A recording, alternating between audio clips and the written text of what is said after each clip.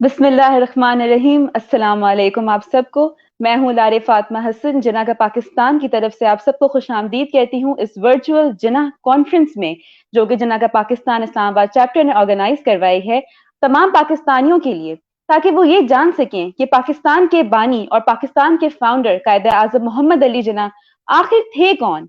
वो फाउंडर तो थे पाकिस्तान के, लेकिन उनकी पर्सनैलिटी के ऐसे क्या क्वालिटीज थी, ऐसी क्या शख्सियत थी उनकी, कि जिन्होंने ना सिर्फ खुद पाकिस्तान की तहरीकी जो मूवमेंट थी उसमें पार्टिसिपेट किया, बल्कि दूसरों को भी कहा कि आप भी हमारे साथ कदम ब कदम मिलाकर साथ चलें।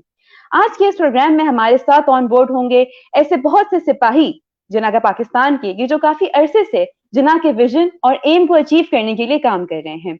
आप में से वो लोग जो फर्स्ट टाइम जिना का पाकिस्तान के साथ इंटरैक्ट कर रहे हैं, उनको बताती चलूं कि जिना का पाकिस्तान एक यूथ बेस्ड ऑर्गेनाइजेशन है जो इस अज़म पे काम करती है, इस अज़म पे नौजवानों को एक साथ इकट्ठा करती है कि हम सब पाकिस्तान को दोबारा जिना का पाकिस्तान बनाएं। इसी के साथ साथ अब मैं दावत देना चाहूंगी हमारे आज के होस्ट खलीलुर रहमान साहब को कि वो आए और प्रोग्राम को आगे बढ़ाएं। अस्सलाम वालेकुम खलील। वालेकुम सलाम। उम्मीद है आप खैरियत से मेरी होंगे। आवाज आ रही है? जी, आपकी आवाज हमें बिल्कुल आ रही है। उम्मीद है आप खैरियत से होंगे। जिना कॉन्फ्रेंस का आज पहला दिन है जिसमें हम शुरुआत कर रहे हैं जिना कॉन्फ्रेंस 2020 की, और अब आपके हवाले ये प्रोग्राम आज का। हमारे गेस्ट जो हैं वो ऑनलाइन आ ही रहे हैं, तो ओवर टू यू खलील भाई। बहुत शुक्रिया। बहुत शुक्रिया लारेब हसन। और अल्हम्दुलिल्लाह मैं ठीक हूँ। तो मेरे जितने सुनने वाले हैं उनको मैं बताता चलूँ, मैं खलीलुर रहमान सिद्दीकी अमीर सिपाह हूँ। जिनाह का पाकिस्तान के साथ ताल्लुक़ रखता हूँ और इस्लामाबाद चैप्टर से भी मेरी वाबस्तगी है। बहुत अरसा हो गया जिनाह के पाकिस्तान के साथ काम करते हुए। तो आप लोगों ने देखा होगा जिनाह का पाकिस्तान, ये वर्चुअल कॉन्फ्रेंस जो जिनाह का पाकिस्तान ने अरेंज की है, इसका बेसिक मकसद यही है। इस कॉन्फ्रेंस के पीछे ये आइडिया थी कि हमारा जो यूथ है, हमारे जितने भी पाकिस्तानीज है, जितने भी ओवरसीज है, उन सबको पता चले जिनाह के विजन के बारे में, जिनाह के पर्सनैलिटी के बारे में, और जिनाह का जो विजन स्पेशली पाकिस्तान के बारे में था उसके बारे में हमारे जितने भी व्यूवर्स हैं, जितने भी जानने वाले हैं, उन सबको पता चले। तो उसी आइडिया को उसी के तहत हमने ये कॉन्फ्रेंस अरेंज की है। और आप लोग देख सकते हैं हमारे साथ हमारे जो गेस्ट अभी ऑनलाइन आए हुए हैं, सैयद जर्रार हैदर नकवी, उनके बारे में भी मैं बताता चलूंगा। लेकिन पहले मैं थोड़ा जिनाह का पाकिस्तान के बारे में भी बताता चलूं कि ये एक ऑर्गेनाइजेशन है जो कई एस्पेक्ट्स में लोगों को सोशलाइज करने में, लोगों को एजुकेट करने में, लोगों को ट्रेन करने में काफी अरसे से अपनी मेहनत कर रहा है। तो आज आप लोग देख रहे हैं जो ये वर्चुअल कॉन्फ्रेंस अरेंज हो रहा है, इससे यकीनन बहुत से लोगों को फायदा होगा और बहुत से लोगों को ये इल्म होगी कि जिनाह के बारे में उनको काफी सारे बात पता होंगी बहुत सारे व्यूवर्स को। लेकिन ये बात है कि ऐसे बहुत से एस्पेक्ट्स है जिनाह के पर्सनालिटी के, जिनाह के विजन के बारे में, जिनके बारे में हमें भी थोड़ा बहुत वो इल्म नहीं है। तो इसीलिए हमने ये गेस्ट इनवाइट किए हैं ताकि हमें भी अपने इल्म से रोशनास करे और हमारे जितनी भी देखने वाले हैं उनको भी अपने इल्म से रोशनास करे।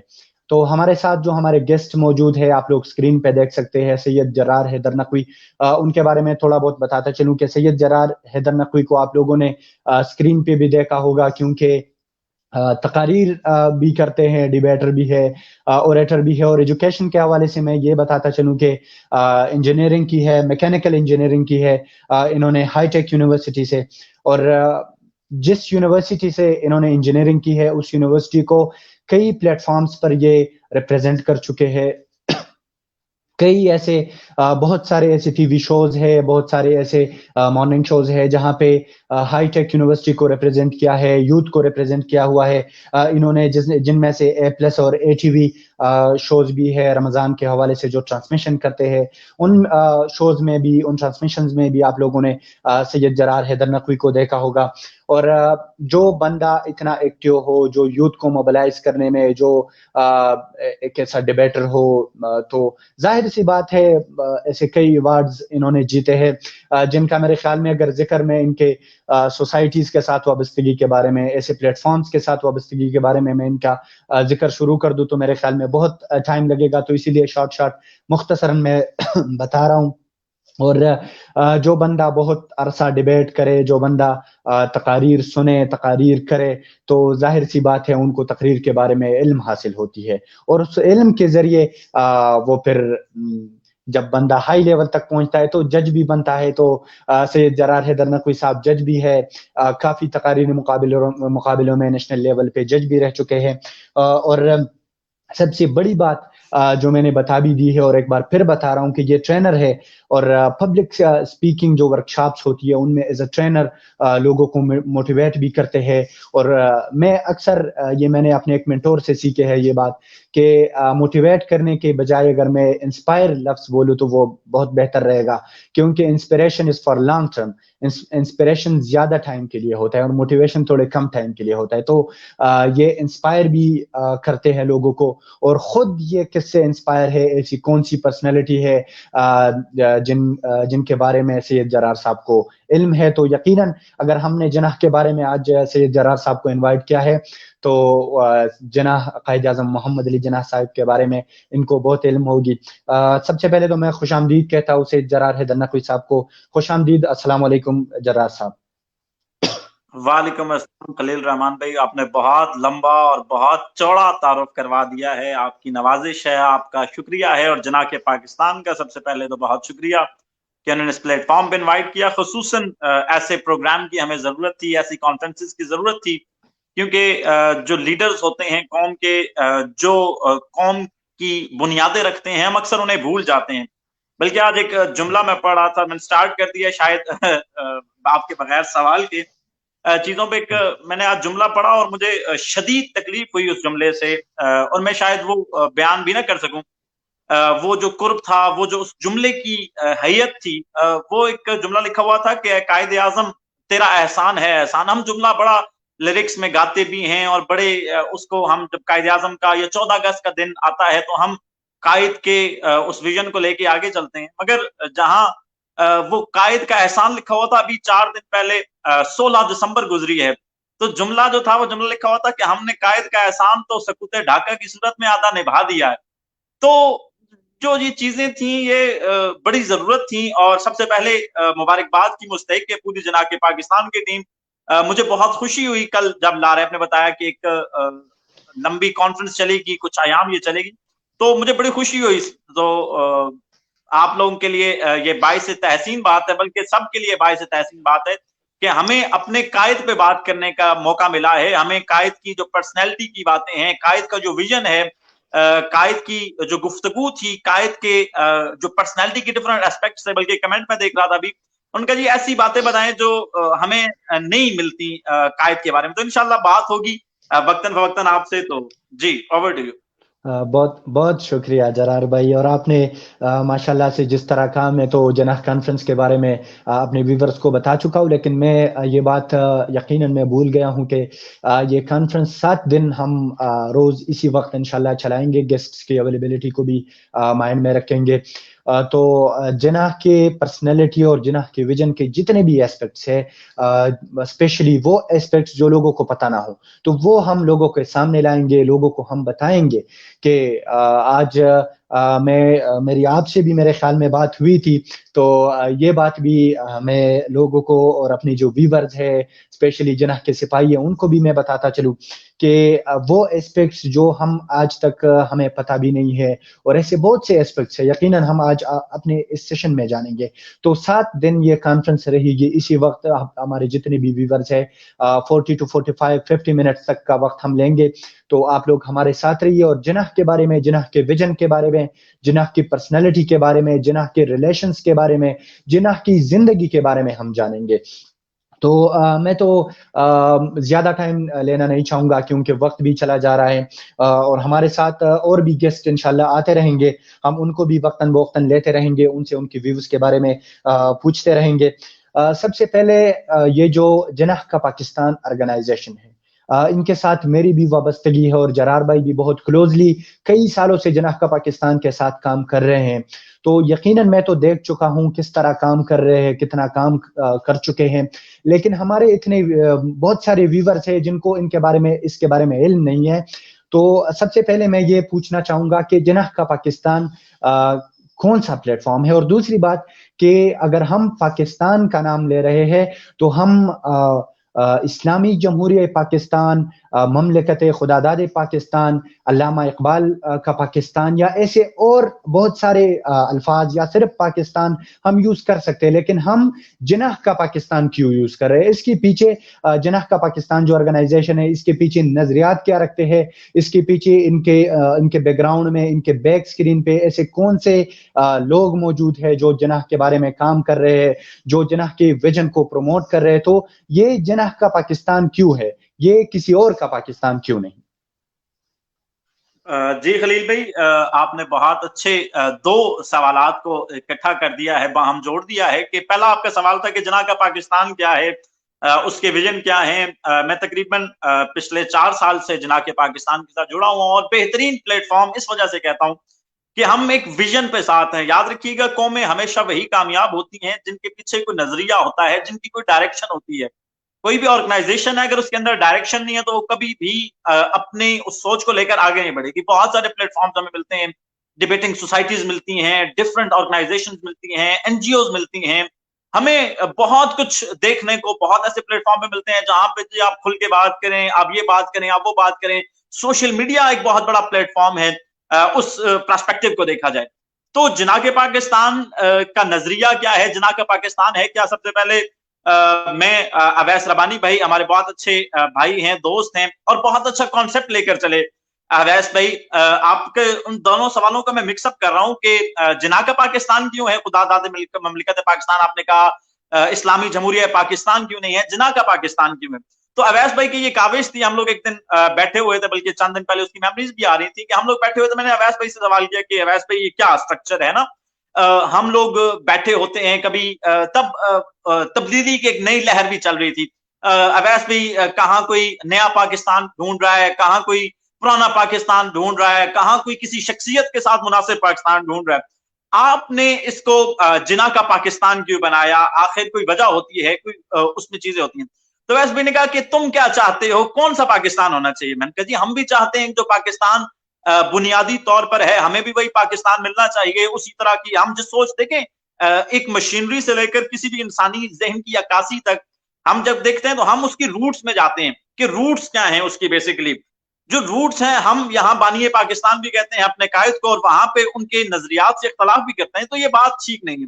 सो जिस रूट कॉज पे ये पाकिस्तान बना है, जिन नजरियात पे पाकिस्तान बना है, वो शख्सियत अगर रोल देखा जाए तो बहुत अहम शख्सियत हैं। मौलाना मोहम्मद अली जौहर, अल्लामा मोहम्मद इकबाल, बहुत सारी इसके अलावा शख्सियत है जिनका पाकिस्तान की बुनियाद में बहुत अहम रोल है। मगर सबसे बड़ा रोल जिस शख्स ने किरदार निभाया अपने तमाम तर चीजों को बालाए ताक लाते हुए, मोहम्मद अली जिन्ना था। मैं पढ़ रहा था उनके वालिद के बारे में भी, तो मुझे पता चला कि कराची में मोहम्मद अली जिन्ना का जन्म हुआ, मगर राजकोट से थे। उनके वालिद जो थे वो बहुत बड़े ताजिर थे राजकोट के, जो पूंजा जाते या जिना पूंजा लिखा जाता है जिन्हें। तो उन्होंने अपनी एक स्ट्रॉन्ग बैकग्राउंड को छोड़ के एक नजरिए को लेकर चले कि नहीं यार, कोई एक नजरिया होना चाहिए। हम यहाँ पर टू नेशन थ्योरी का, जैसे फिर सर सैयद का, ये बेसिकली रूट कॉज, बल्कि इससे पीछे थोड़ा सा चलते हैं, मैं थोड़ी सी टाइम ले लेता हूँ आपका, ताकि थोड़ा सा समझने में आसानी हो। ये रूट कॉज जो थी, ये तमाम जो पाकिस्तान की रूट कॉज है, ये मिलती है हमें सर सैयद अहमद खान से। सर सैयद अहमद खान ने जब देखा कि यार ये तो जुल्म हो रहा है मुसलमानों पे, ये तो जुल्म हो रहा है हमारी उस डायरेक्शन पे, हमारे उस नजरिए पे, टू नेशन थ्योरी का जो बाद में नजरिया पेश किया गया, ये root cause sir Syed Ahmad Khan से है। वो चाहते क्या थे कि जो हिंदू और मुस्लिम हैं उनको देखा जाए, परखा जाए, यार एक जगह पे क्यों नहीं रह रहे। फिर देखा कि ब्रिटिश रूल जो है वो इस पे कैसे असरअंदाज हो रहा है।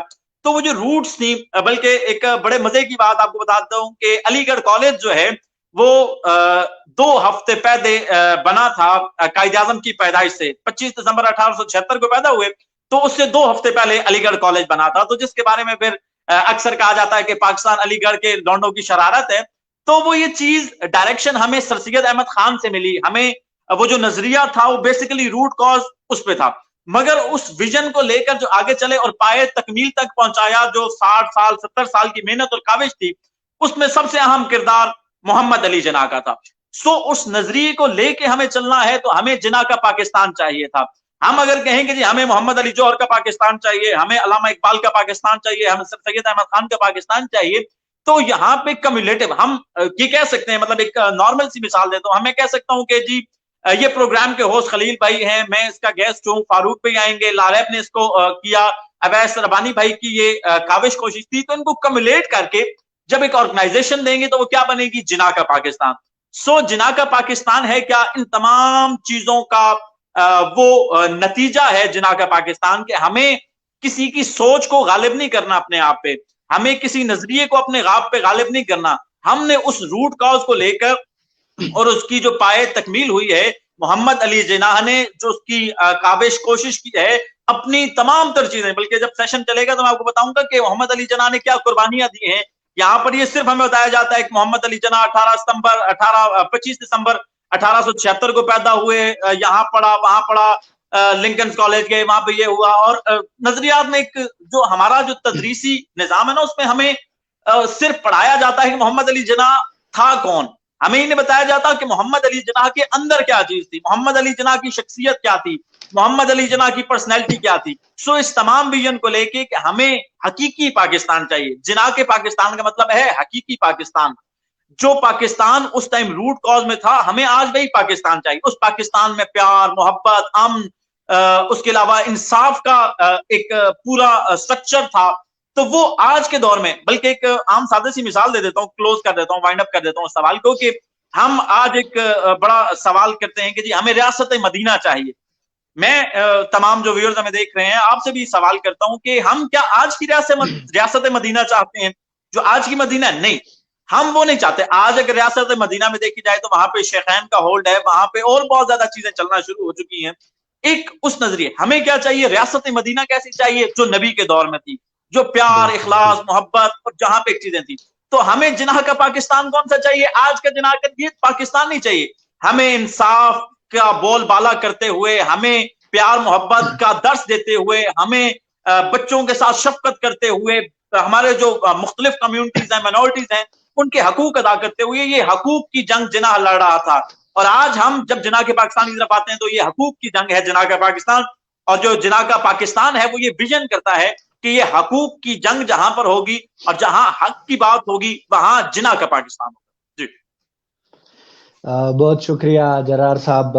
ہمارے جتنے بھی ویورز ہیں, چاہے ان کو ان کے علم میں نہیں تھا تو ان کو بھی سمجھ آ چکا ہوگا کہ ہم کون سا پاکستان چاہتے ہیں اور کیوں ہم وہ پاکستان چاہتے ہیں.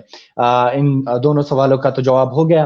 اب بات یہ ہے, آپ نے بھی دیکھا ہوگا جس طرح ماشاءاللہ سے ٹیکنالوجیکل دور ہے اور ہر کوئی بندہ سوشل میڈیا سے منسلک ہے, بکس ریڈ ہو رہے ہیں بہت زیادہ, ریڈنگ کلچر بھی امپروو ہو گیا ہے. تو ہم زیادہ تر دیکھ رہے ہیں, جس طرح آپ نے کہا کہ قائد اعظم کی شارٹ سی جو وہ بایوگرافی دی گئی ہوتی ہے, کس طرح وہ ان کی برتھ ہو گئی پھر باہر چلے گئے, زیادہ لوگوں کو ان کی جو ویژن ہے ان کے بارے میں علم نہیں ہوتا. میں پڑھ رہا تھا ہمارے کیپی کے جو ٹیکسٹ بکس ہے, ان میں قائد اعظم کی ایک کانسٹیٹیوئنٹ اسمبلی کو جو اسپیچ لکھی گئی تھی, تو مختصراً سی بات جو قائد اعظم کی ویژن کے بارے میں بتایا گیا تھا. تو میں دیکھ رہا تھا قائد اعظم کی ڈائریکٹ, جب میں ویژن کو میں اسٹڈی کر رہا تھا تو بالکل میں یہ کہوں گا, اپنے میں یہ اخذ کر چکا ہوں کہ بالکل جو رائٹ فل وہ سائڈ تھا, بالکل ریلیجس اور جو اسلامک مائنڈڈ پرسن تھے, ہر بندے کو اس کا حق دینا چاہتے تھے, ہر بندے کو اپنی جگہ پہ رکھنا چاہتے تھے. تو اس وقت اور آج بھی یہ تصور ہے کہ جو بندہ فزیکلی یعنی لک سے پرسنالٹی اورینٹڈ, ہم اگر دیکھیں قائد اعظم محمد علی جناح پرسنالٹی اورینٹڈ کس طرح تھے اور ویژن اورینٹڈ, ان کی جو ویژن تھی, ان کی جو آئیڈیالوجی تھی وہ کیسی تھی. تو پرسنالٹی اور ویژن ان کے اگر ہم دیکھیں تو بالکل مختلف نظر آ رہے ہیں. تو آیا آپ اور ہم जो जिनाह का पाकिस्तान बना रहे हैं वो फिजिकल पर्सनैलिटी ओरिएंटेड पाकिस्तान होगा या जिनाह विजन ओरिएंटेड पाकिस्तान होगा? इस पे भी आप थोड़ा और विजन के बारे में, जिनाह का अगर हम विजन ओरिएंटेड पाकिस्तान चाह रहे हैं तो वो कौन सा विजन है जो हम चाह रहे हैं और जो पाकिस्तान हम उस विजन के तहत बनाना चाहते हैं? जी जरार साहब। जी खलील भाई, मैंने आपके सवालात को सुना और बड़ा मजे का उसमें एक लफ्ज था कि हम पर्सनैलिटी ओरिएंटेड कायद का पाकिस्तान चाहते हैं या विजनरी पाकिस्तान चाहते हैं। तो इसका पहला जो जवाब बनता है वो ये बनता है कि हम विजनरी पाकिस्तान चाहते हैं। अब दो पर्सपेक्टिव होते हैं किसी भी शख्सियत के। मैं हमेशा कहता रहता हूं कि शख्स मर जाता है, शख्सियत जिंदा रहती है। सो हमें कायद की शख्सियत को देखना है। लोग मर जाते हैं, जिस्म मर जाता है, किरदार जिंदा रहते हैं। सो हमें उस किरदार को देखना है जो मोहम्मद अली जिन्ना लेकर आए। मैं पहले पर्सनैलिटी पे बात कर देता हूं ताकि हमारे जो देखने वाले व्यूअर्स हैं उनको पता चले कि कायद हमारा, हम अक्सर कहते हैं कि जी कायद ने बड़ी मेहनत काबिश कोशिश की। आखिर के भी बताऊंगा कि क्या क्या मुश्किलात भी आई उस पर्सनैलिटी पे, वो क्या था। आपने जैसे कहा कि तमाम ही बुक्स में, निसाब की तमाम किताबों में बताया जाता है कि जी ये पैदा हुए इस तरीके से, यहाँ परवरिश की, यहाँ पढ़ा, यहाँ से हुए, पाकिस्तान की बुनियाद रखी, इलामा इकबाल का ख्वाब था, खत्म हो गया।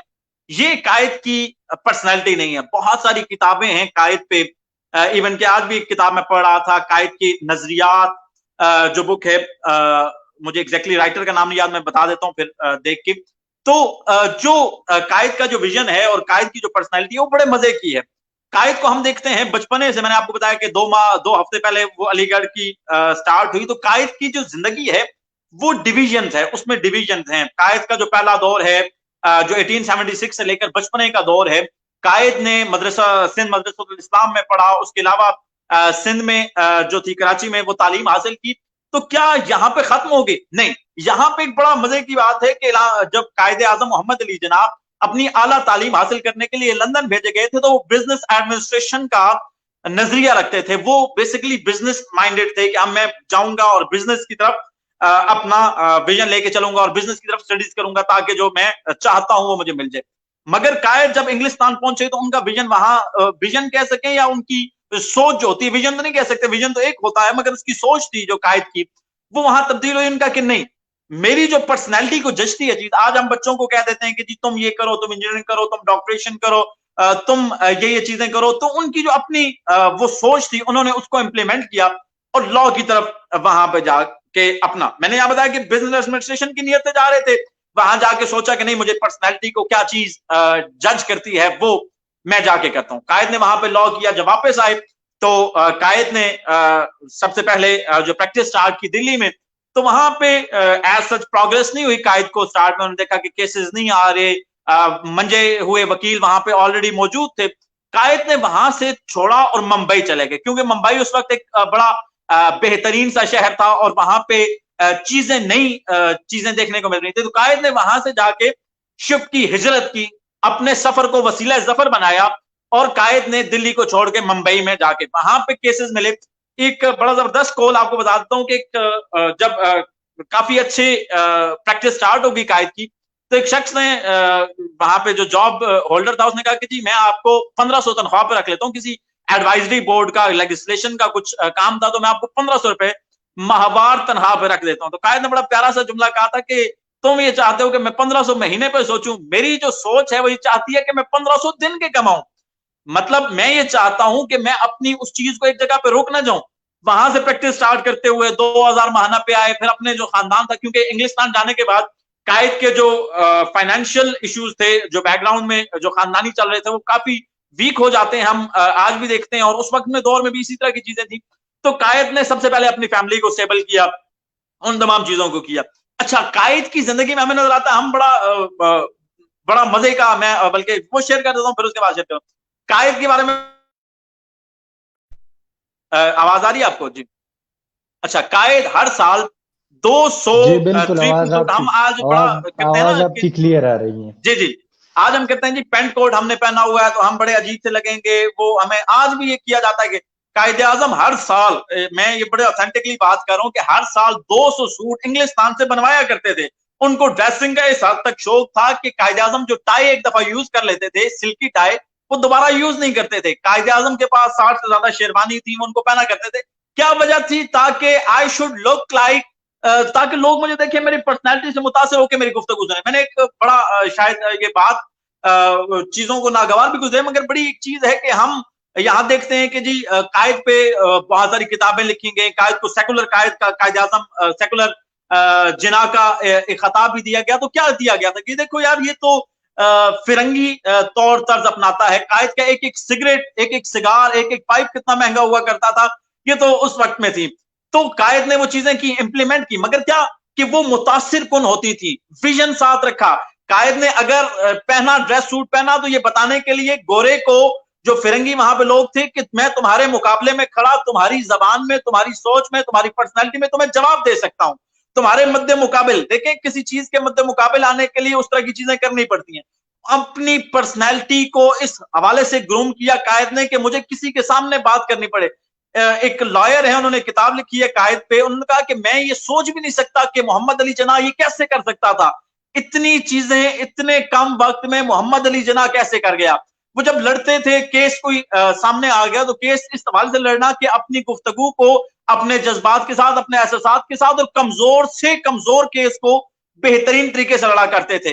ان کی جو پرسنالٹی اورینٹڈ تھی، وہ یہ بتاتی تھی کہ کبھی کسی چیز کے مد مقابل آ جاؤ تو اسی حوالے سے، اسی ڈائریکشن میں لے کے چلو، تاکہ اگلے کو یہ نہ جج ہو کہ تم اس سے کم تر ہو. ہر چیز میں تمہیں اس سے برتر ہونا چاہیے، تاکہ پتا چلے وہ نیچے ہو، تمہارے کو تابع ہو، تم اس کے اوپر ہو. تو قائد کی پرسنالٹی میں نے بتایا کہ 200 سوٹ سلوانا، اور وہ اس وجہ سے یہ نہیں تھا کہ قائد کوئی ایلیٹ کلاس کو چاہتے تھے کہ جی میں بہت ایلیٹ کلاس نظر آؤں یا میں چیزیں. قائد کے پاس ایون کہ قائد کی جو گاڑیاں ہیں، آج کی مہنگی ترین گاڑی ہے رولس رائس، تو قائد کے پاس اس کا جو ڈرائیور تھا وہ بھی گورا تھا، مگر کیا وہ اپنی اس چیز کو، ویژن کو ساتھ لے کر چل رہے تھے. قائد جہاں پر 1500 2000 3000 50,000 روپے تک ایک کیس کے لیتا تھا، وہاں مظلوم کی مدد کر کے بتاتا تھا کہ میرا ویژن ہے حق کا ساتھ دینا. جہاں محمد علی جناح یہ سوٹڈ بوٹڈ ہو کے جاتا تھا، وہاں مملکت پاکستان کا مقدمہ لڑتا بھی تھا انگریزوں کے سامنے. جہاں محمد علی جناح کے ہاتھ میں سگریٹ سگار ہوتے تھے، ٹینشن ہوتی تھی، وہ پیا کرتے تھے، تو وہاں بتاتے تھے کہ نہیں، میں اگر ٹینشن کو اوور کم کر سکتا ہوں تو میرے لیے یہ پاکستان الٹیمیٹ گول ہے. میں اس کو ہر طریقے سے، ہر صورت اس کو لے کر رہوں گا اور بنا کے رہوں گا. یہ جو خواب ہم نے دیکھا ہے، یہ علامہ اقبال کا یہ خواب تھا، یا پوری امت مسلمہ کا یہ خواب تھا، اس کو لے کے آگے چلوں گا. ایک بڑا زبردست جملہ آ گیا قائد کے بارے میں. ایک کیس لڑ رہے تھے محمد علی جناح، تو ایک راجہ آ گیا، اس نے اپنے پیسے کا، میں نے جہاں بتا دیا کہ ہمارے قائد کو سیکولر قائد کہا جاتا ہے، ایلیٹ کلاس سے میچ کر دیا جاتا ہے کہ قائد کا ویژن نہیں تھا، یہ تو ایلیٹ کلاس کا تھا. کسی بھی کوئی امیر شخص، اس طرح ہمارے یہاں یہ کہا جاتا ہے نا کہ امیر شخص ہو تو تمہاری حکومت ہو، تم جو چاہے مرضی کرو. مگر قائد کے سامنے وہ کیس آیا تو قائد نے اس نے کہا کہ جی یہ کیس آپ نے، قائد نے کہا یہ صاف ظلم ہے. میں اس پہ بلکہ ڈفرنٹ کانفرنسز میں، ایک کانفرنس میں جو تھا، وہ جو برٹش گورنمنٹ کا نمائندہ تھا وہ ناراض ہو گیا تھا. اس نے کہا جی آپ ظلم کی بات کرتے ہیں، آپ یہ جو لفظ ظلم کی بات کرتے ہیں اسے حذف کر دیں اپنی تقریر میں سے. قائد نے کہا کہ میں اس سے سخت الفاظ بھی کہہ سکتا ہوں تمہیں، مگر کہنا نہیں چاہتا. یہ چیزیں اس وجہ سے ہیں کہ میں یہ جو ظلم ہو رہا ہے مسلمانوں پہ یا اقوام عالم پہ، یہ جو انصاف کے دھجیاں اڑا رہے ہو، میں اس پہ سامنے کھڑا ہوں. تو وہ جب راجہ ان کے پاس ہے، اس نے کہا جی میں آپ کو نا، آپ جتنی قیمت مانگیں میں آپ کو دیتا ہوں. قائد کا بہت کمال کا جملہ ہے، مطلب تاریخ نے اسے اپنے سنہری حروف میں لکھ دیا. قائد کے جب پاس ہے، اس نے کہا جی میں جتنا پیسہ آپ لینا چاہیں میں آپ کو دینے کے لیے تیار ہوں. قائد نے کہا میں وکیل ہوں، دلال نہیں ہوں، میں حق کے لیے لڑتا ہوں، میں ظلم کے خلاف لڑتا ہوں. مجھے یہ نہ سمجھا جائے کہ میں پیسے میں تولا جاؤں گا. میں جہاں حق کی بات ہوگی، صداقت کی بات ہوگی، وہاں محمد علی جناح کھڑا ہوگا. تو محمد علی جناح کا کردار بتاتا ہے کہ محمد علی جناح کیا ہے.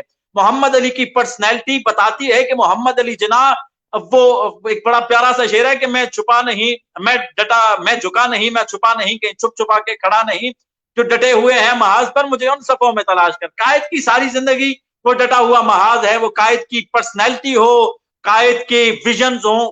اب ویژن پہ جو بات آ رہی تھی ہماری، اس کو شارٹ میں کر دیتا ہوں کہ وہ تمام چیزوں کو لے کر چلے. دیکھیں ویژن کو بھی لے کے چلنے کے لیے ڈائریکشن ہونی چاہیے.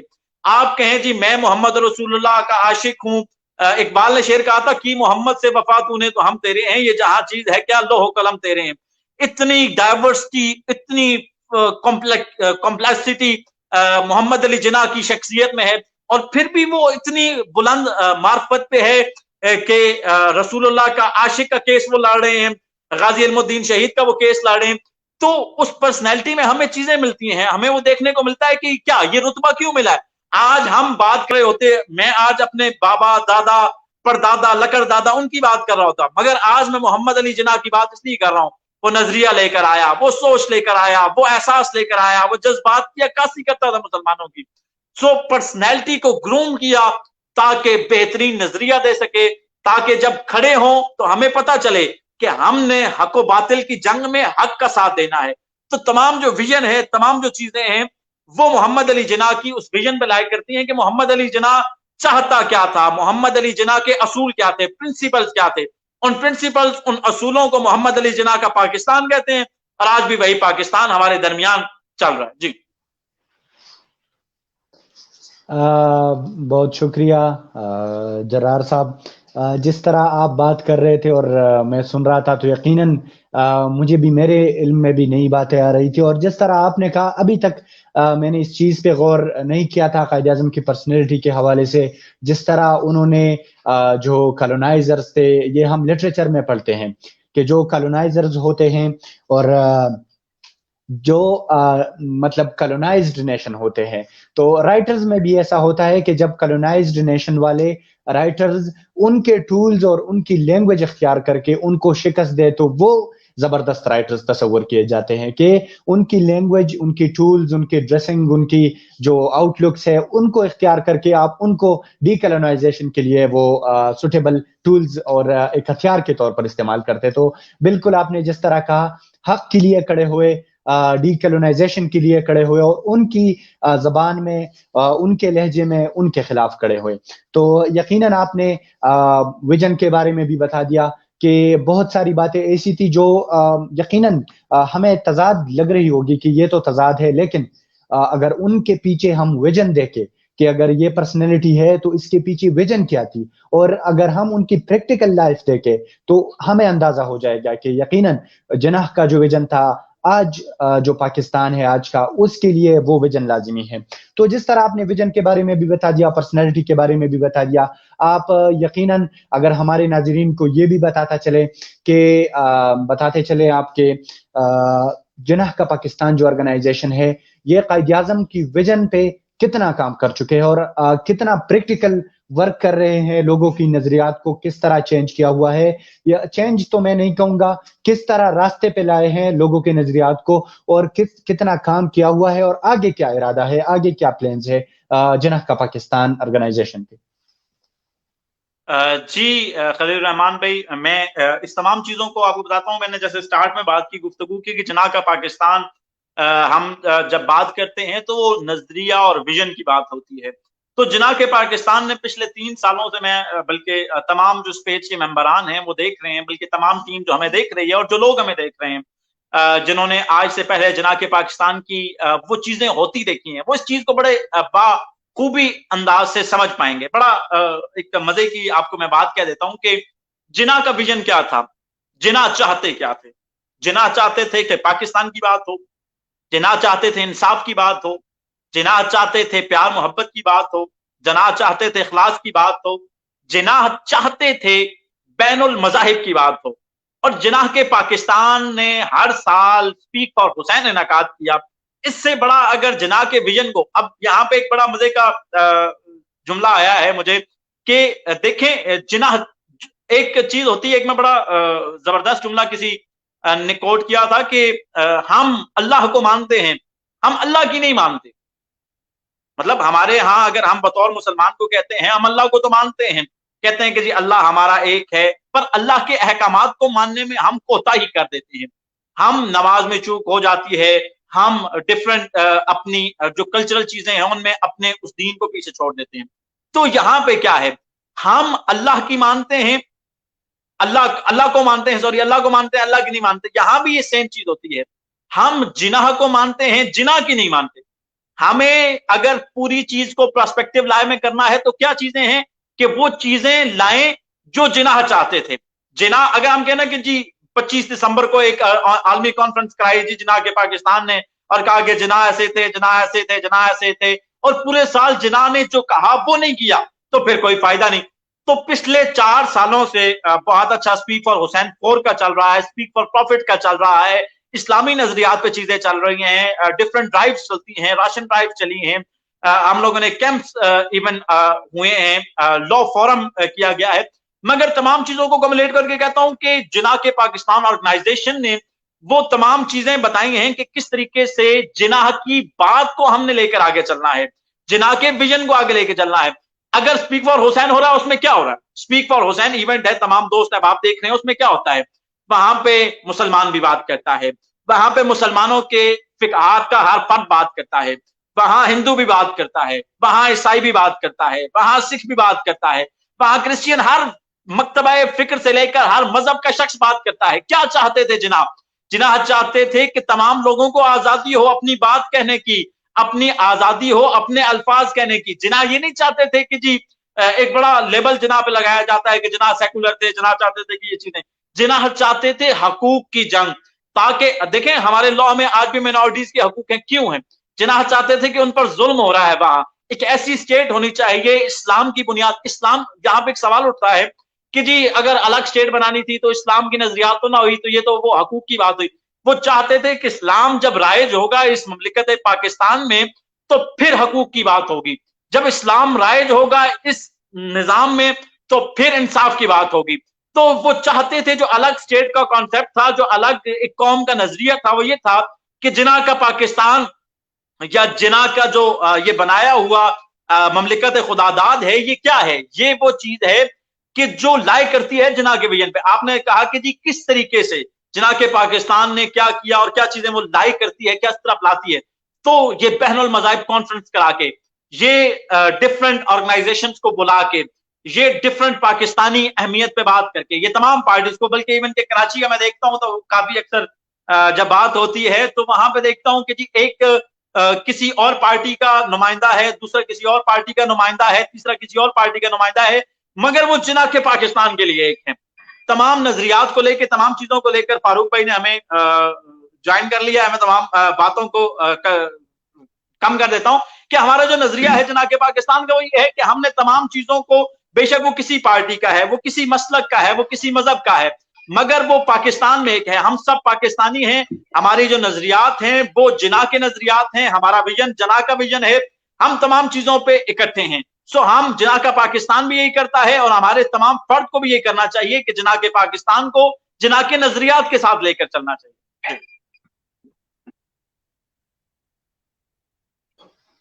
بہت شکریہ جرار صاحب, ہمارے ساتھ موجود ہے ڈاکٹر فاروق ستار صاحب, ان کو ویلکم کرتے اپنے شو میں. موسٹ ویلکم, خوش آمدید ڈاکٹر صاحب, اپنے شو میں آپ کو ویلکم کرتے ہیں. اور آپ نے ہمیں جوائن کیا ہوا ہے, ہمیں بہت خوشی ہوئی. آپ کی لائف سے بھی ہمیں پتہ چلتا ہے کہ آپ نے کس طرح قائد اعظم محمد علی جناح پہ کام کیا ہے, کس طرح آپ نے قائد اعظم محمد علی جناح کو اسٹڈی کر کے پریکٹیکلی ان کی جو نظریات ہے وہ پاکستان میں اپلائی کی ہے. میں آپ کے بارے میں اپنے ویورز کو بتاتا ہوں. تو ہمارے ساتھ جو ڈاکٹر فاروق ستار صاحب موجود ہے, وہ ظاہر سی بات ہے کراچی میں ان کی پیدائش ہوئی ہے, اور جناح سندھ میڈیکل یونیورسٹی ہے ان سے تعلیم حاصل کی ہے ڈاکٹر صاحب نے کراچی میں. اور اپنے پولیٹیکل کیریئر کا آغاز 1979 سے ڈاکٹر صاحب نے کیا ہوا تھا اسٹوڈنٹ لائف سے, لیکن پریکٹیکلی 1987 میں ان کی جو وابستگی ہے وہ پالیٹکس سے جب میئر آف کراچی وہ منتخب ہو گئی تو ان کی پریکٹیکل پالیٹکس میں انہوں نے اسٹیپ رکھا 1987 میں. اور پھر پاکستان میں جو سندھ کی پروونشل اسمبلی ہے ان کے 1993 میں لیڈر آف دا اپوزیشن بھی رہے ہیں, اور سندھ اسمبلی میں پروونشل جو اسمبلی ہے ان میں بھی کیبنٹ ممبر رہ چکے ہیں, اور فیڈرل کیبنٹ ممبر بھی رہ چکے ہیں, منسٹر رہ چکے ہیں اوورسیز, تو 2008 سے 2013 تک. تو اس سارے تفصیل کے پیچھے, اس انٹروڈکشن کے پیچھے یقیناً ڈاکٹر صاحب کسی انٹروڈکشن کے محتاج نہیں ہے. ہم سب, میں یہ کہنا چاہوں گا, ضرور میں ایڈ کرنا چاہوں گا کہ میں پاکستان کے ناردرن موسٹ جو علاقہ ہے, سب سے لاسٹ ڈسٹرکٹ ہے ناردرن سائڈ پہ, میں اس سے بلانگ کرتا ہوں, اور میں ڈاکٹر صاحب کو جانتا ہوں, ڈاکٹر صاحب کو میں نے دیکھا ہے, ڈاکٹر صاحب کو میں نے سنا ہے, تو یقیناً ہر بندے کو ڈاکٹر صاحب کے بارے میں علم ہوگا. لیکن سیاست کے ساتھ وابستگی جو ان کی ہے, ان کے پیچھے جو میں نے یہ ایکسپلین کی ہے, اس کے پیچھے ریزن یہی ہے کہ جناح کے ویژن کو ڈاکٹر صاحب نے کس طرح وہ پریکٹیکل لائف میں اپلائی کی ہے اور کس طرح ان کے نظریات کو, قائد اعظم کے نظریات کو فالو کی ہیں. جی ویلکم ڈاکٹر فاروق ستار صاحب. بہت شکریہ جی, تھینک یو سو مچ. میں بتائیے کہ آپ کو سب سے پہلے تو جناح کا پاکستان کے تمام اراکین کو ایک انتہائی اہم موضوع جو کہ 25 دسمبر قائد اعظم محمد علی جناح کی یوم پیدائش ہے, اور اس دن کی مناسبت سے آپ نے قائد اعظم محمد علی جناح کی شخصیت کے بارے میں, ان کی شخصیت کے ہر پہلو پر بات کرنے کے لیے, اور وہ جو قیام پاکستان میں جو انہوں نے جس طرح جو جدوجہد کی اور پاکستان کا تصور ان کی نظر میں کیا تھا, تو میرے خیال میں, اور جناح کا پاکستان کسے کہتے ہیں, تو اس سے اچھا کوئی اور موضوع نہیں ہو سکتا. یہ ویسے بھی جو موجودہ پاکستان ہے کہ ایک پرانا پاکستان تھا, اب ایک نیا پاکستان بنا ہے, لیکن جناح کا پاکستان کب بنے گا یہ پتہ نہیں. جی بالکل ڈاکٹر صاحب, جس طرح آپ نے کہا کہ جناح کا پاکستان کب بنے گا, تو یقیناً آپ جس آرگنائزیشن کے ساتھ منسلک ہے اور آپ پریکٹیکلی ان کے ساتھ جو کوآپریٹ کرتے ہیں, ہم کو سکھا رہے ہیں آپ, ہم آپ سے سیکھ رہے ہیں, تو یقیناً آپ کے علم میں یہ بات ہوگی کہ کس طرح جو نوجوان ہے, یوتھ ہے, کس طرح مختلف شعبوں سے تعلق رکھنے والے ہمارے ساتھ افراد جناح کا پاکستان بنانے پہ کام کر رہے ہیں. تو میں آپ سے بھی یہ جاننا چاہوں گا, سید جرار صاحب نے ہمارے ساتھ جو موجود تھے انہوں نے بھی بات کی جناح کے حوالے سے. میں چونکہ آپ سیاست کے ساتھ پریکٹیکلی وابستہ رہ چکے ہیں, آپ قائد اعظم کو اسٹڈی کر چکے ہیں, آپ نے پاکستانی سیاست کو انٹرنلی دیکھا ہے, تو ہم کتنا جناح کا پاکستان کو کس حد تک ہم وہ حاصل کر چکے ہیں, اور ہمیں کتنی محنت کرنی ہوگی, اور کس طرح ہم جناح کے پاکستان کو وہ حاصل کر سکتے ہیں جتنا جلدی ہو اور جتنا ایفیشینٹ طریقے سے ہو. جی ڈاکٹر صاحب.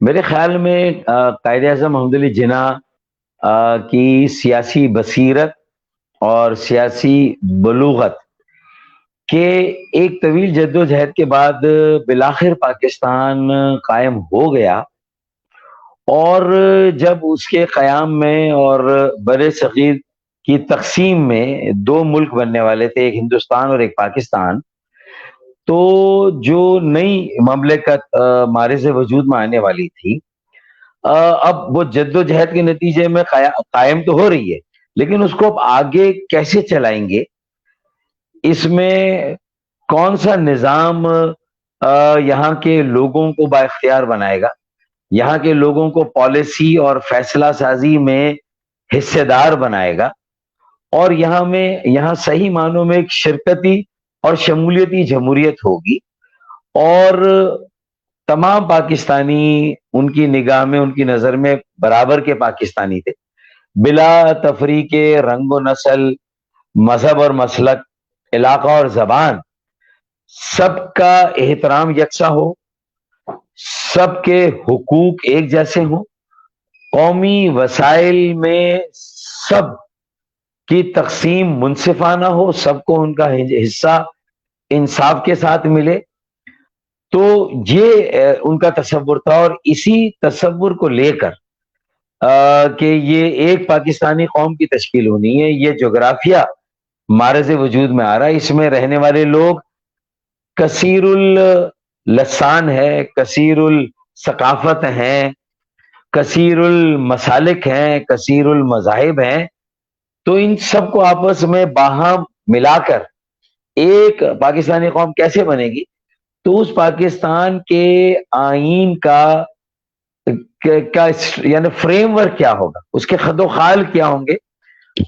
تو 11 اگست 1947 کی تقریر کہ پاکستان کو قائم ہونے میں ابھی 3 دن باقی ہے, اور 11 اگست کو کانسٹیٹیوئنٹ اسمبلی کا اجلاس ہوتا ہے, اور قائد اعظم محمد علی جناح جو نامینیٹ ہو چکے تھے governor general for the future independent and free country called Pakistan.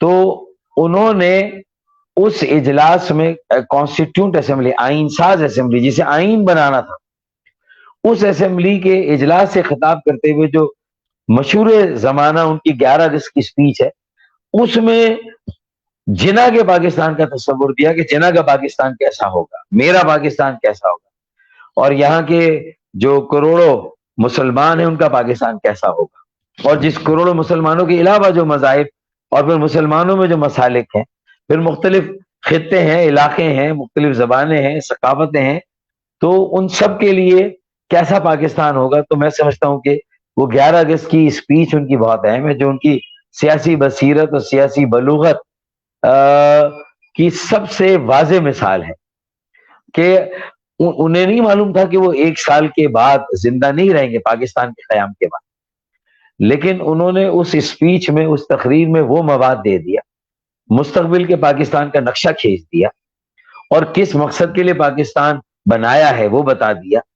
تو میرے خیال میں ہم نے جب ان کی اس 11 اگست کی اسپیچ سے انحراف کیا, ان کی اس تقریر سے ہم نے ڈیویٹ کیا, تو پھر اس کے بعد ہم جنا کے پاکستان کو ڈھونڈ رہے ہیں, لیکن ہمیں جنا کا پاکستان مل کے نہیں دے رہا. میں یہ تجویز دوں گا کہ انہوں نے کہا تھا کہ پاکستان کے تمام شہری برابر ہیں, اور جو مختلف مذاہب کے لوگ ہیں انہیں پوری اجازت ہے وہ اپنے عبادت گاہوں میں جائیں, اور جب اپنی عبادت گاہوں میں جائیں تو وہ اس مذہب کے ماننے والے, ہندو مندر میں جائیں, پارسی اپنے ٹیمپلز میں جائیں, اور مسلمان مساجد میں جائیں, اور اسی طرح سائناگوگ جو یہودیوں کا, انہوں نے یہ ساری کہا. لیکن جب ان عبادت گاہوں سے یہ سب باہر آئیں اور ایک پاکستانی قوم اور معاشرے کی تشکیل کریں, اور اس میں اپنے فرائض, اپنی ذمہ داریاں, اپنے حقوق اور اپنا جو شناخت ہے, تشخص, وہ تلاش کریں, تو اس میں وہ سب ایک ہیں اور سب برابر کے شہری ہیں. نہ وہ پھر ہندو رہیں گے, نہ مسلمان رہیں گے, نہ وہ پارسی رہیں گے, نہ وہ سکھ رہیں گے, نہ وہ یہودی رہیں گے. تو میں, اور یہی شاید وجہ ہے کہ ان کی جو کابینہ تھی قیام پاکستان کے بعد, آزادی کے بعد, 6 رکنی کابینہ میں 2 غیر مسلم وزراء تھے. ایک قادیانی یا احمدی تھے, ظفر اللہ خان, اور دوسرے ہندو تھے, جگن ناتھ منڈل. جگن ناتھ منڈل وزیر خارجہ, وزیر خزانہ تھے, اور ظفر اللہ خان صاحب جو تھے وہ وزیر خارجہ تھے. دونوں اہم منسٹریاں ہیں اگر آپ غور کریں. تو 6 میں سے 2 انہوں نے غیر مسلموں کو دی, تو اس اعتبار سے 33% کوٹا غیر مسلموں کو دیا. اچھا, پھر کانسٹیٹیوٹ اسمبلی کا جو پہلا اجلاس تھا اس کی پریزیڈنٹ شپ یا اسپیکر شپ بھی انہوں نے جگن ناتھ منڈل کو دی. یعنی مسلمانوں کی بڑی آبادی اور بڑی اکثریت والا ملک, لیکن یہ ہے کہ ایک اعتدال پسند, ایک ترقی پسند, ایک میانہ رو, ایک تمام پاکستانیوں کو ایک ساتھ لے کر آگے بڑھنے والا ملک. تو وہ تصور انہوں نے پیش کیا, اور جو اسپیکر شپ تھی یا جو پریزائڈ کیا وہ جگن ناتھ منڈل نے کیا.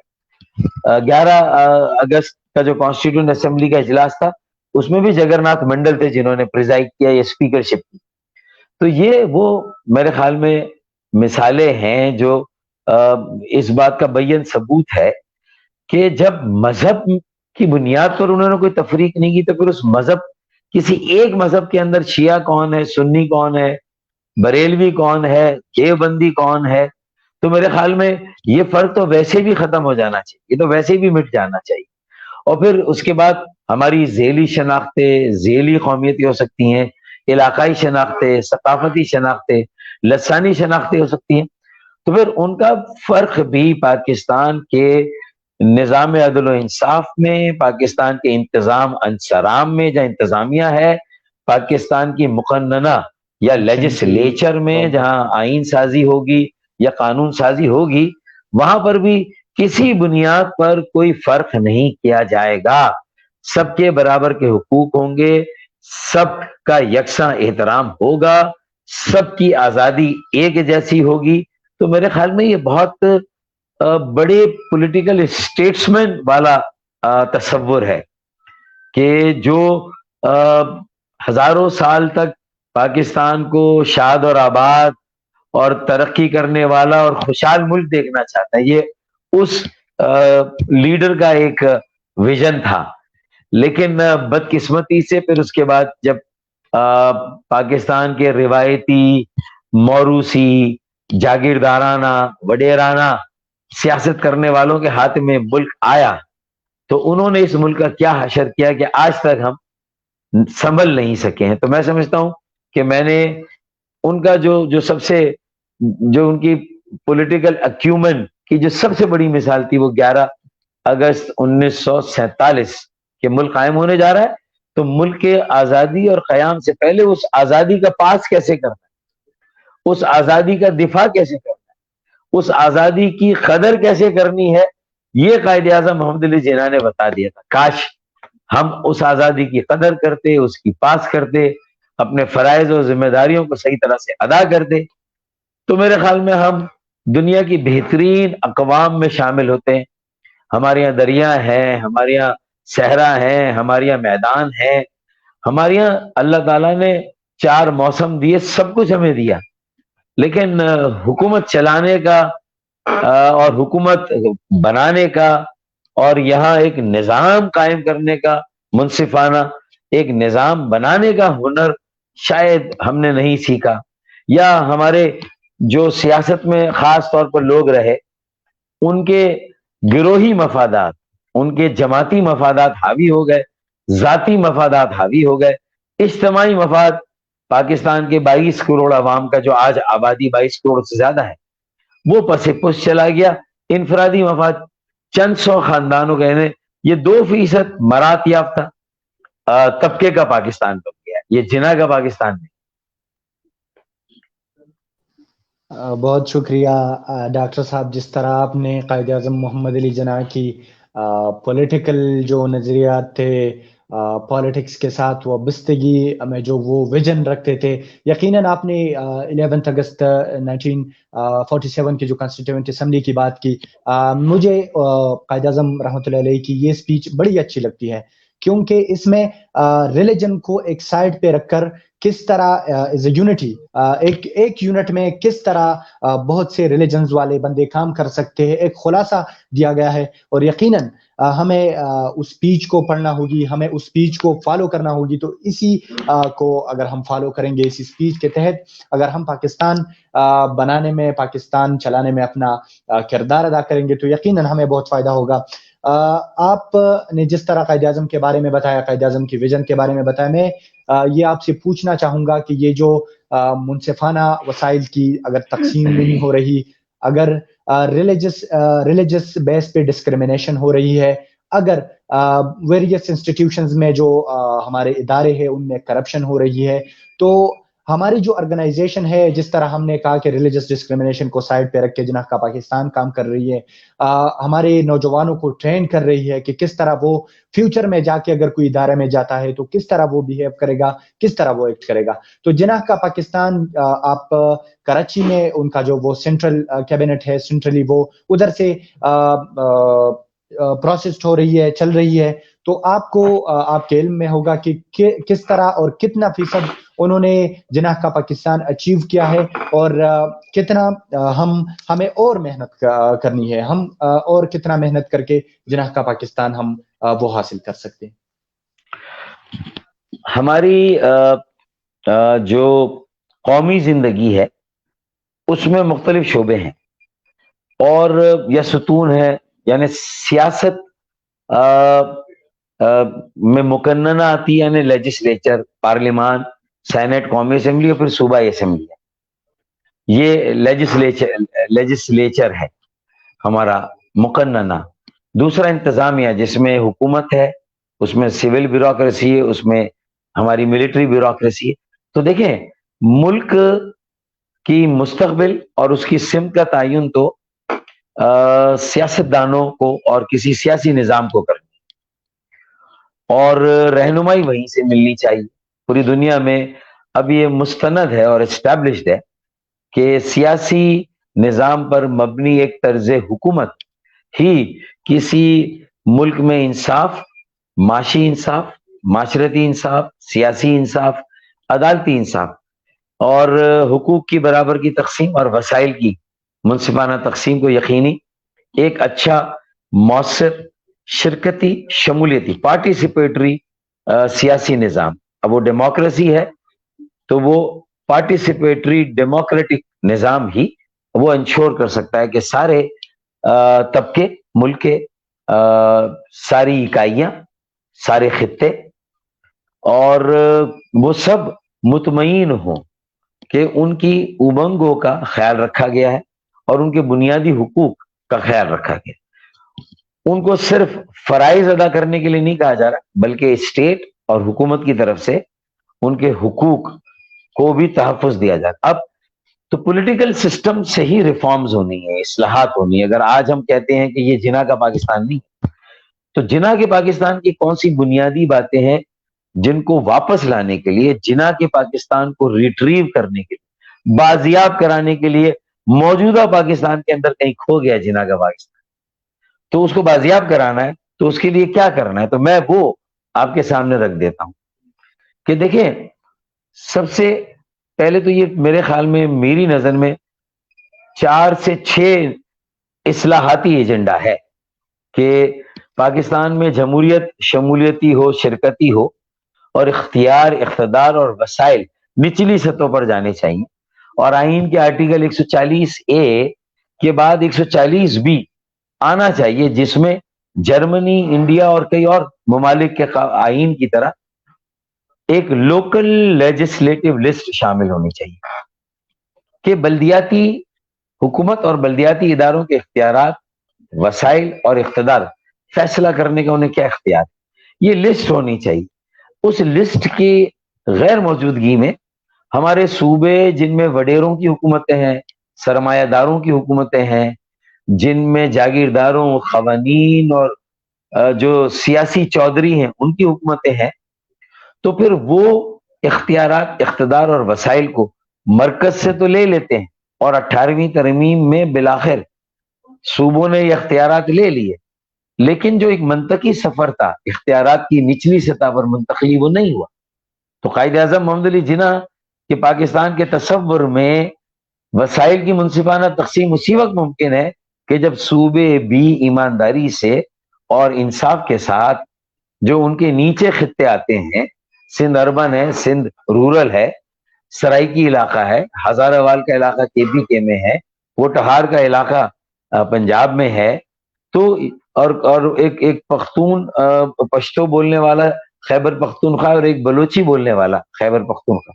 تو یہ جو مختلف علاقے ہیں، مزید صوبے یا انتظامی یونٹس اگر آپ نہیں بنا رہے ہیں ابھی اور نہیں بنانا چاہتے تو نہ بنائیں، لیکن پھر جن کے ہاتھوں میں باغ ڈور ہے صوبوں، اگر وہ انصاف نہیں کر رہے ہیں، اور ہمارا ایک بڑا مسئلہ ہے پاکستان کا، اور اس میں کراچی جیسا شہر متاثر ہو رہا ہو جو آپ کی ترقی کا مرکز ہو، معیشت کا انجن ہو، اور وہ 60%، 70% ریونیو اور ٹیکس دے اور اسے نہ مرکز سے پیسہ ملے ڈائریکٹ، نہ صوبہ اسے اس کا حق دے، تو پھر ایسے شہر اور اتنا اہم شہر کہاں جائے گا؟ تو اس کا مطلب ہے کہ بلدیاتی نظام کو با اختیار اور مؤثر بنانا اور ایک لوکل لیجسلیٹو لسٹ آپ کو آئین میں ڈالنی. دوسرا، وسائل کو مرکز اور صوبے کے درمیان صرف تقسیم نہیں ہونا چاہیے. اگر لوکل گورنمنٹ بھی ایک گورنمنٹ ہے، تیسری سطح کی حکومت ہے، تو آرٹیکل 160 جس کے تحت قومی مالیاتی کمیشن بنتا ہے، وہ ٹیکسوں جو ٹیکس جمع ہوتے ہیں ان کی تقسیم کا فارمولہ دیتا ہے. تو پھر اس میں مرکز اور صوبوں کے ساتھ ساتھ بلدیاتی ادارے، ضلع، شہر، تحصیلیں، قصبے اور دیہات، ان کے لیے بھی جو ہے مرکز سے وسائل جو ہیں وہ ایلوکیٹ ہونے چاہیے. اور یہ آرٹیکل 160 میں ہو سکتا ہے. میں نے یہ پروپوز کیا ہے ابھی حال ہی میں. 140A کی میری پٹیشن ہے سپریم کورٹ میں، اس کی انٹرپریٹیشن کر کے لوکل لیجسلیٹو لسٹ آئین میں آ جائے. اور پھر ٹیکسوں کا منصفانہ نظام. آپ کی جو فیڈرل لیجسلیٹو لسٹ ہے اس کا آئٹم نمبر 7 کہتا ہے کہ ہر قابل ٹیکس آمدنی پر انکم ٹیکس لگنا چاہیے ماں سوائے زرعی آمدنی. چلے میں تیار ہوں, چھوٹے کسانوں, ہاریوں, زمینداروں کو آپ چھوڑ دیں, ان کی سیلنگ بڑھا دیں. جو شہری جو سروس سیکٹر میں ہے, ملازمتوں میں ہے, کارپوریٹ سیکٹر, بزنس سیکٹر میں ہے, ان کی اگر سالانہ آمدنی 5 لاکھ سے اوپر ہے تو وہ ٹیکس دیتے ہیں. لیکن جو بڑے زمیندار ہیں, وڈیرے جاگیردار, ان کی آمدنی اربوں میں ہے, ان کی آمدنی پر کوئی ٹیکس نہیں. غیر منصفانہ نظام ہے. آئین میں ناانصافی, کھلے عام ناانصافی ہو رہی کہ ایک طبقے کو کھلی چھوٹ ہے کہ وہ کتنا کما لے لیکن اس کی کمائی پر, اس کی آمدنی پر ٹیکس. یہ غلط ہے. یہ قائد اعظم محمد علی جناح کے پاکستان کی نفی ہے. اسی طریقے سے میں سمجھتا ہوں کہ اگر آپ تو تیسرا یہ ہو گیا وسائل کی منصفانہ تقسیم اور ٹیکسوں کا منصفانہ نظام اور بلدیاتی یعنی شرکتی شمولیتی جمہوریت جس میں بلدیاتی لوکل لیجسلیٹو لسٹ. جی ہاں, لوکل. تو یہ 3-4 چیزیں میں نے آپ کو بتائی. اچھا, اس کے علاوہ انتظامی یونٹس اگر بنا سکتے ہیں تو بنائیں, اس پر بھی جائیں, اس کے بھی طریقے ہیں. دیکھیں, اگر قائد اعظم محمد علی جناح اور آل انڈیا مسلم لیگ کی تاریخ کو پڑھیں گے تو یہ ملک راتوں رات نہیں بنا. لوگوں نے قربانیاں دی ہیں, ٹرینیں کٹی ہیں, قافلے لوٹے ہیں, ہماری بہنوں بیٹیوں کی عزتیں پامال ہوئی ہیں, پھر یہ پاکستان بنا ہے.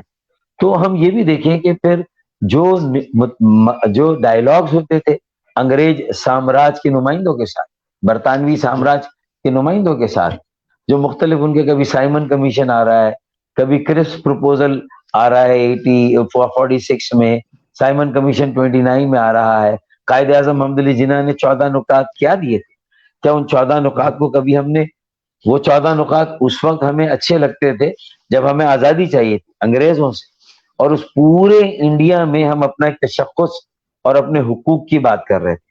اسی طرح پاکستان کے 22 کروڑ عوام کے حقوق کی آج ہم بات کیوں نہیں کر رہے؟ آج انہی 14 نکات جیسے نکات یا پوائنٹس لے کے ہم اپنے آئین میں جو صریحاً ناانصافی ہے, یہ ٹیکسوں کا نظام یا بلدیاتی نظام یا وسائل کی تقسیم غیر منصفانہ ہے, تو اسے ہم منصفانہ کیوں نہیں بناتے؟ مزید اختیارات. اور تو یہ وہ چیزیں ہیں جو قائد اعظم محمد علی جناح کی سٹرگل, ان کے ڈاکیومنٹس 14 نکات پڑھ لیں. پھر دہلی کنونشن ہوتا ہے 1946 میں, پھر اس کے بعد پنجاب میں ایک کنونشن ہوتا ہے. تو 1929 تک جو انڈیا کے کانسٹیٹیوشن کے لیے انگریزوں نے رائے مانگی, جواہر لال نہرو نے ایک نہرو کمیٹی بنائی تھی, اور پھر قائد اعظم محمد علی جناح نے وہ 14 پوائنٹ دیے تھے. تو اس وقت فیڈرل اسٹرکچر تھا, یعنی وفاقی طرز حکومت ہو. لیکن 1940 کی قرارداد دیکھیں تو آزاد ریاستوں کے قیام کی بات ہے. اس کا مطلب یہ ہے کہ مسلمانوں میں ہی یہ آوازیں اٹھیں کہ بھئی ہمیں اپنی اپنی آزاد ریاستیں دیں. پنجاب آزاد ریاست ہو, کے پی کے یا NWF آزاد ہو, بلوچستان پھر سندھ کا بھی, تو اس پہلے آزاد ریاستوں کی بات ہو رہی تھی. مشرقی بنگال آزاد ریاست. تو اس کا مطلب ہے کہ کئی مسلمانوں کی بھی رائے تھی کہ یہ آزاد ریاست. تو چلیں وہ آزاد ریاستوں کو بعد میں آپ نے 46 میں پھر ملا کے ایک ملک بنا دیا.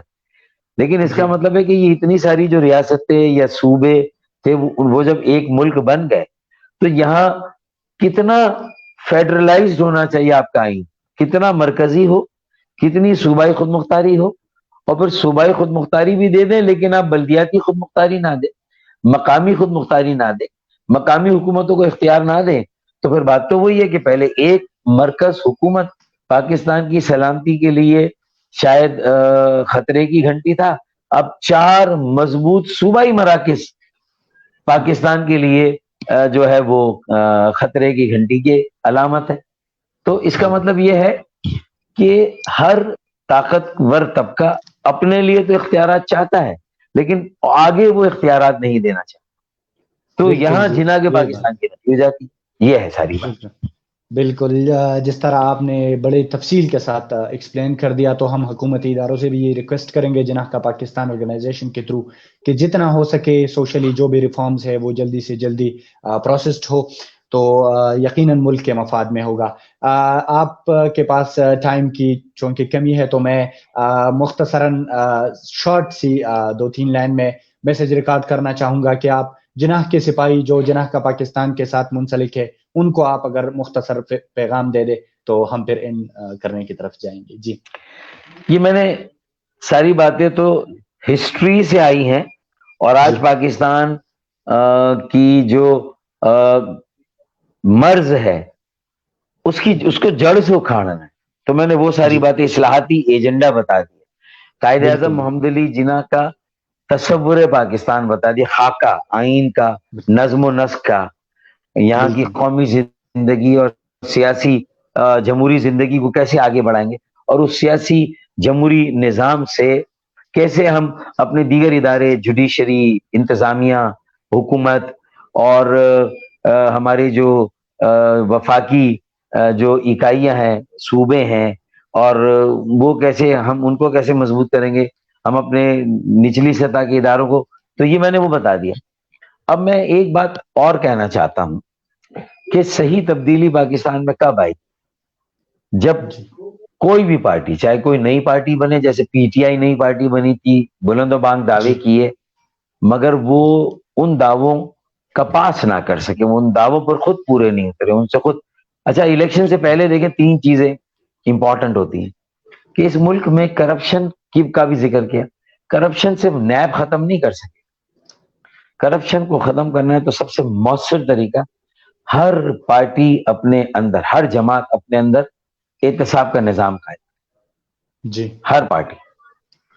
اور جو گوشوارے الیکشن کمیشن اور ایف بی آر میں جاتے ہیں، وہ گوشوارے ہر سال پارٹی اپنے ہر عہدیدار سے، اپنے ہر وزیر سے، میئر سے، اپنے ہر نمائندے سے، منتخب نمائندے سے، تنظیم کے عہدیدار سے ہر سال، اور ایک نیب کا ایک اکاؤنٹیبلٹی بیورو ہر پارٹی کا ہو، اس میں سینئر، ایماندار، اچھے لوگ ہوں، اور وہ گوشوارے لیے جائیں۔ پارٹی کے اندر اکاؤنٹیبلٹی ہونی چاہیے کہ بھائی آپ کل تک تو ایک 150 گز کے مکان میں رہتے تھے، آج آپ 600 گز کے گھر میں، بنگلے میں چلے گئے، تو کیسے گیا؟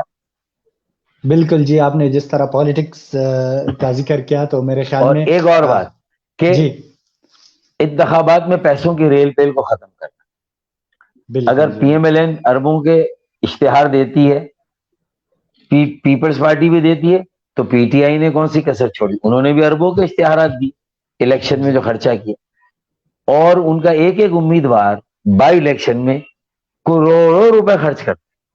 ایک لاہور کے الیکشن میں پی ٹی آئی کے امیدوار نے 2 ارب روپے خرچ کیے۔ جی، تو مجھے بتائے کہ پھر جو امیدوار 2 ارب روپے خرچ کرے گا، تو وہ ووٹر اور پی ٹی آئی کے کارکنوں کی وجہ سے وہ ایم این اے یا ایم پی اے بنا، یا وہ اپنے 2 ارب روپے کی وجہ سے ایم پی اے بنا؟ تو یہ بھی باتیں ہیں۔ تو میرے خیال میں یہ ساری باتیں بھی یاد رکھنی چاہیے، اور نوجوانوں کو آگے آنا ہے۔ میرا فارمولہ ہے کہ میئر 35 سال سے کم عمر کے ہو، کاؤنسل 35 سال سے کم عمر کے، اور پارٹی کے اسٹرکچر اگر ایم کیو مجھے ملتی ہے، خالد مقبول میرے ساتھ کھڑے ہوتے ہیں، تو ہم 65% پارٹی کے اسٹرکچر میں اور 65% بلدیاتی اسٹرکچر میں جو نمائندے دیں وہ 35 سال سے کم، 65% کوٹا 35 سال سے کم عمر کے لوگوں کا، اور 35% کوٹا 35 سال سے بڑی عمر۔ یہ ہمارا فیوچر ہے، یہ ہماری انرجی ہے، یہ ہمارا پیشن ہے، یہ آگے لے کے جائے گا۔ اور اگر ہم نے یہ کر دیا تو آخری شعر، کچھ دیر کی خاموشی ہے پھر شور آئے گا، کچھ دیر کی خاموشی ہے پھر شور آئے گا، تمہارا صرف وقت آیا ہے، ہمارا دور آئے گا۔ پاکستان زندہ باد، جناح کا پاکستان پائندہ باد۔ بہت شکریہ، بہت شکریہ ڈاکٹر صاحب، ہمیں جوائن کرنے کے لیے، ہمیں اپنا قیمتی وقت دینے کے لیے، اور آپ کے جو آپ کی سوچ ہے اس کے تحت میں صرف ایک لائن بولنا چاہوں گا کہ جوانوں کو پیروں کا استاد کر۔ بہت شکریہ ڈاکٹر صاحب ہمیں جوائن کرنے کے لیے، اور ہمیں بڑی خوشی ہوئی اور بہت فائدہ مند باتیں ہوئی۔ بہت شکریہ ڈاکٹر صاحب۔ سید جرار حیدر نقوی صاحب ہمارے ساتھ آن لائن آ چکے ہیں، تو ان سے بھی جاتے ہوئے 2-3 مختصر جملے سنیں گے، کیونکہ ٹائم ہمارا تھوڑا زیادہ وہ ہو گیا ہے. تو جی سید جرار صاحب، جاتے ہوئے اگر ہمارے جوانوں کو، ہمارے سپاہیوں کو مختصر موٹیویشن ملے تو بہت مہربانی ہوگی. وہ اکثر میں کہا کرتا ہوں کہ جہاں میں آ جاؤں وہاں سیشن لمبے ہی چلا کرتے ہیں. خیر سیشن کافی ہیلدی رہا، بہت اچھی باتیں ہوئیں اور بہت اچھی چیزیں سننے کو ملی. تاریخ کی، ہسٹری کی باتیں جو پڑھی ہوئی تھیں وہ دوبارہ سے ریوائز ہو گئی فاروق بھائی کی زبان سے. میں چند چیزوں کو ساتھ جوڑ کے، باہم جوڑ کے آپ کو کر کے، اور زیادہ طویل وقت نہیں کرنا، کہ فاروق بھائی نے جیسے کہا کہ ہمیں جناح کا پاکستان چاہیے. ہم نے جو غصب کیا گیا ہے ہم سے جناح کا پاکستان، جو آج کے پاکستان میں کہیں ضم ہو گیا ہے، تو ہمیں جناح کے پاکستان کو واپس نکالنا کیسے ہے. تو وہ جو فاروق بھائی کی پہلی بات تھی اسی کو میں سیکنڈ کرتا ہوں کہ فاروق بھائی نے کہا کہ جی وہ ہندو جو تھا وہ بھی منسٹر تھا اس وقت کا، 6 رکنی جو کمیٹی تھی. اسی طریقے سے جو پارسی تھے، ایون کہ قائد اعظم کی جو بیوی تھی وہ پارسی فیملی سے تھیں، بعد میں مسلمان ہو گئی. تو جو یہ اگر ہم دیکھیں نا، یہ کیا بین المذاہب کی جنگ چل رہی ہے؟ نہیں، یہ چل رہی ہے نظریات کی جنگ، یہ چل رہی ہے سوچوں کی جنگ، یہ چل رہی ہے حقوق کی جنگ.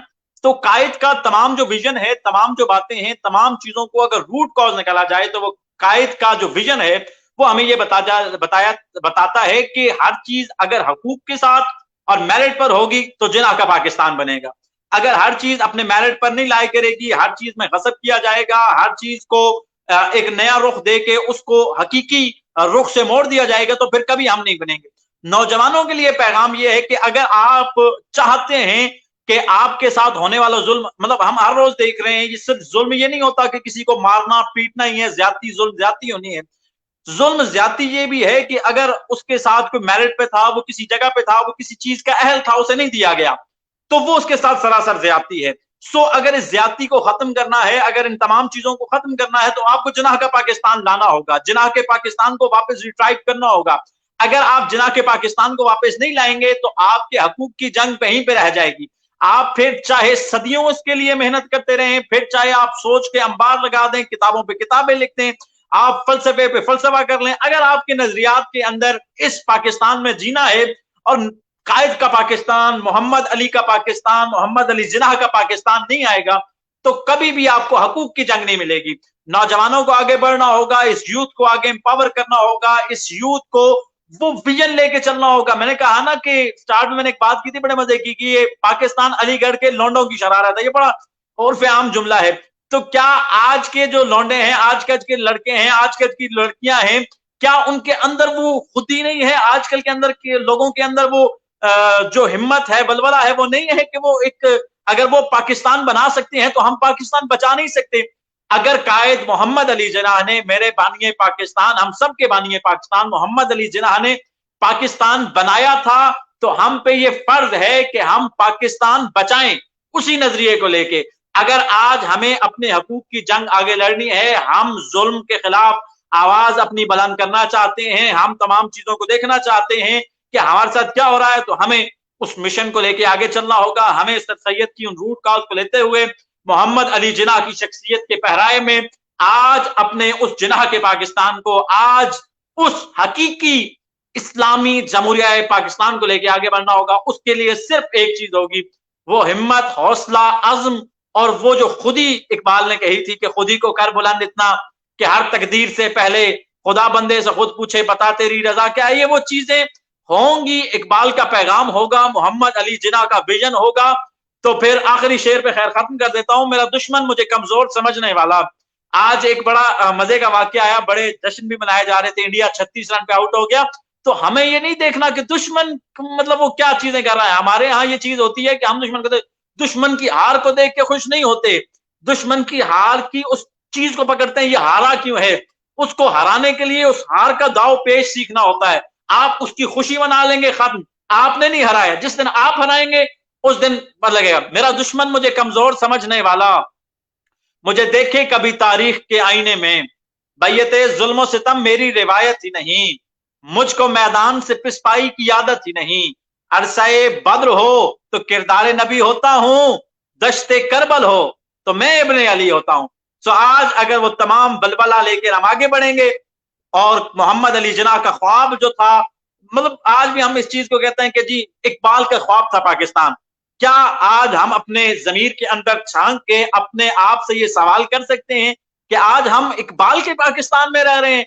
जिन्ना का पाकिस्तान ये था, अगर ये नहीं है तो कौन करेगा? बाहर से कोई अगयार नहीं आएगा, फरिश्ते तेरी नुसरत को उतर सकते हैं, गिरदों से कितार अंदर कितार अब भी। सो ये जज्बा, ये मेहनत, ये काविश, ये स्ट्रगल हमें करनी होगी, जिन्ना के पाकिस्तान को करनी होगी, जिन्ना के सिपाहियों को करनी होगी, फातिमा जिन्ना जो है उन्हें करनी होगी।